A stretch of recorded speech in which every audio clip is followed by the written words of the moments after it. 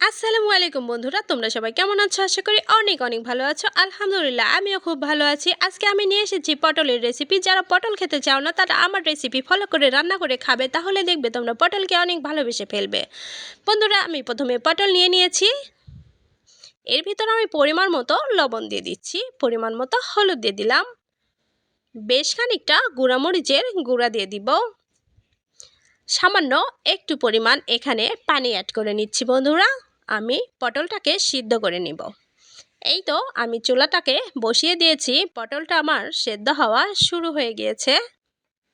সব কয়টি উপকরণ আমি সুন্দরভাবে নেড়ে চেড়ে নিলাম। এই যে আমার পটলের বলক এসেছে।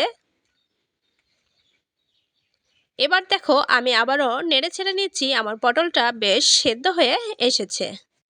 আমি নেড়ে চেড়ে পানিগুলাকে শুকিয়ে নিচ্ছি। বন্ধুরা,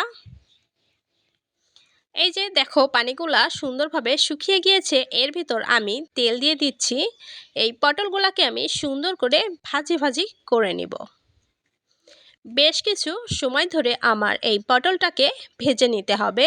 তো দেখো আমি সুন্দর করে নাড়াচাড়া করে এপিট ওপিট করে পটলগুলাকে সুন্দর করে ভেজে নিচ্ছি।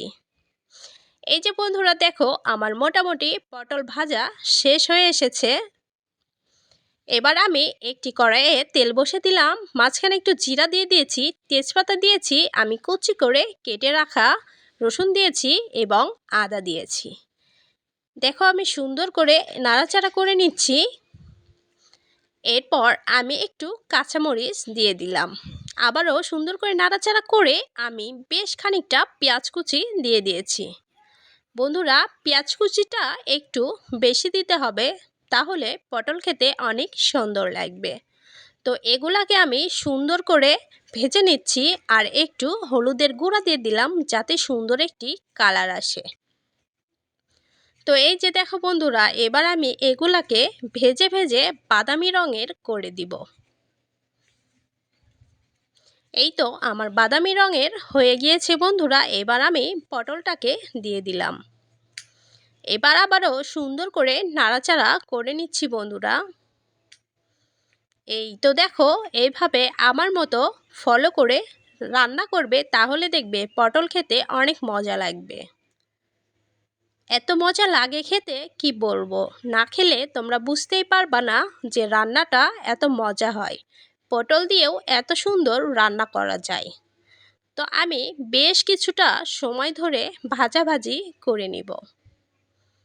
এই যে বন্ধুরা দেখতে পাচ্ছ আমার তেলটা কত সুন্দর ফুটছে। এর ভিতর আমার পটল ভাজিটা হয়ে গিয়েছে। এবার আমি সুন্দর করে তুলে নিচ্ছি। দেখতে কি দারুণ লাগছে, তাই না বন্ধুরা? এত সুন্দর লাগছে, খেতে যে কত মজা হবে তোমরা না খেলে বুঝতেই পারবা না।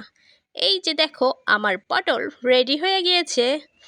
বন্ধুরা, আমার রেসিপি তোমাদের কেমন লেগেছে অবশ্যই জানিয়ে দিবে। আল্লাহ হাফেজ।